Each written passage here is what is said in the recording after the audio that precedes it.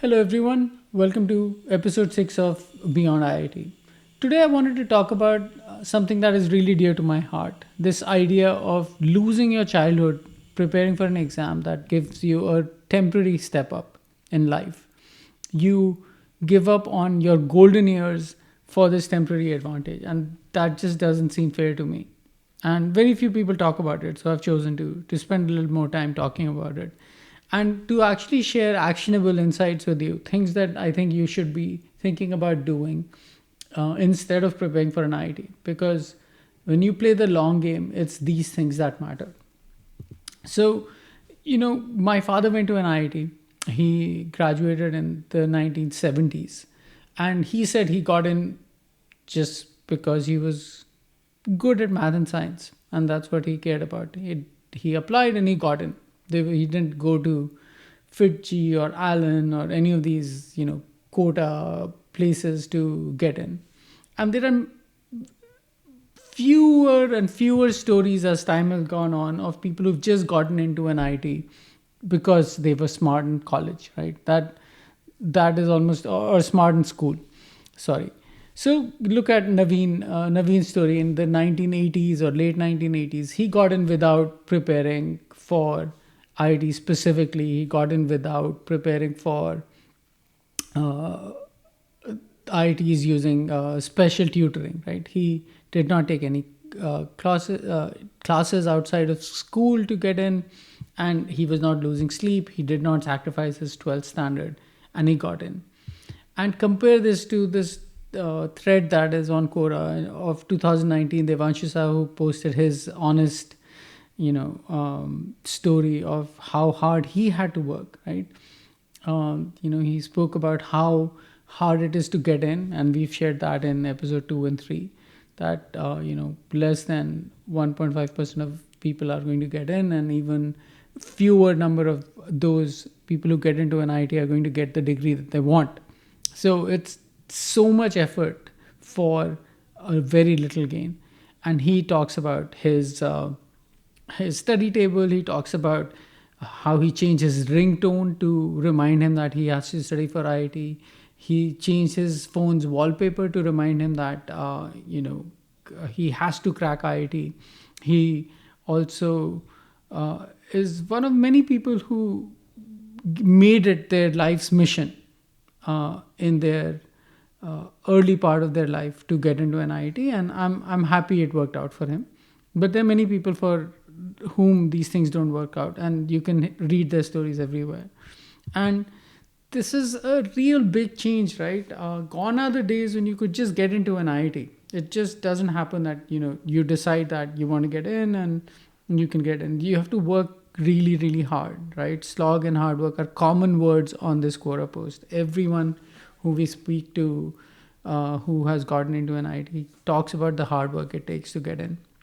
There are obviously cases of mental depression, increased anxiety, social isolation, things that people uh, and students at a young age of 14, 15, 16, and 17 have to go through because they're away from their families. They've been sold this dream of getting into an IT that'll solve all their problems, only to to introduce more problems in their lives, right? They are away from their families, they're sort of fending for themselves and dealing with all the issues themselves, right?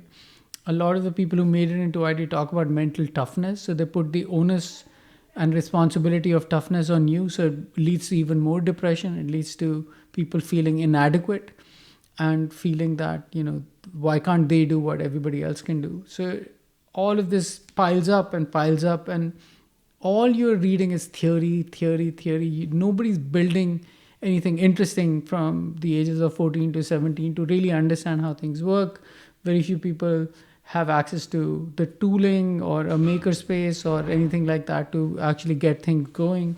So all this theoretical knowledge, it's just not setting you up for a life, a successful life, in my opinion, right? And this 4 year slog is just a short term step up, right? It doesn't help you get a long term advantage, right? And but you give up a lot, right? You you start thinking about the world as you know a zero sum game. You think that there are only 15,000 seats in an IIT, and if I don't get it, somebody else is going to get it. And you think of the world as a zero sum game when it is not. It is not a zero sum game. There are so many possibilities in this world. As I've grown older, I've realized people are making millions of dollars, lakhs of rupees, crores of rupees from businesses and initiatives that you couldn't even think of, right? And I'll share, a very simple story at the end of this episode of a person who's making lakhs of rupees a month from a roadside stall selling momos. And there are many stories like that. So the world is full of possibilities, but over the 4 years you spend or 6 years you spend preparing for an IIT, you're being sold this myth that the world is a zero sum game, and that's not true. And to take advantage of a world that's full of possibilities, you should make the most of your golden years. 8th to 12th are the golden years of your life. You might discover your first love, your first relationships, your first love in terms of topics and things you want to learn more about or people you want to learn more about. You will discover your friends, your likes and dislikes. You will make lifelong friendships during this time when you don't have money, when you're all trying to figure yourself out. These are the people who you will always be able to go back to, even if you're successful or not successful in life. And having access to these people, this socialization, this self-discovery is going to set you up for long-term success. And that's all I want you to think about, that life is a long game.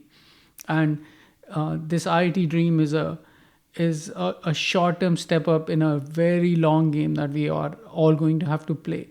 So, in these golden years, you're going to decide what success means to you. What are the things that you want to learn? What are the things that drive you and make you who you are, right? Instead of putting you into a mold and saying this is all that you can be.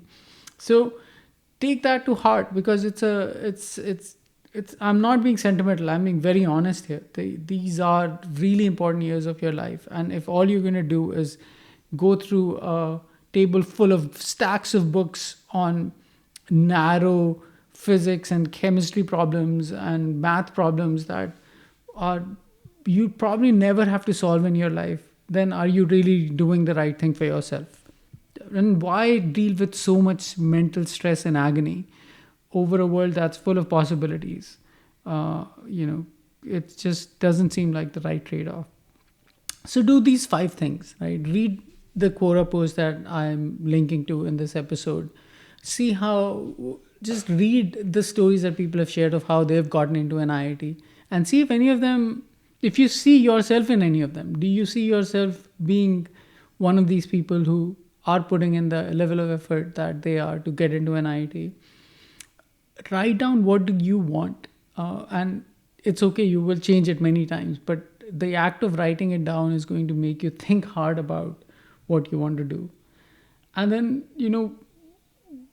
what are you honestly willing to work hard at, right? Where are you willing to put in the work so that you can get the satisfaction that you need, right? And are you willing to put in the work that is needed today in 2021 to get into an IIT, right? And is it really worth giving up your golden years for? And finally, because the world is full of possibilities, look at this short video on what a Momo stall owner might be making every month. And I'm sure it's going to make you think about making money differently, right? Not that I'm encouraging you to become a Momo stall owner, but it's not a bad start to having a Momo empire, a few years out, if that is what you want, if that is what success means to you. So that's it. I hope this is useful. I hope this helps you think differently about your career and what you think about these golden years of your life. Take care. Bye.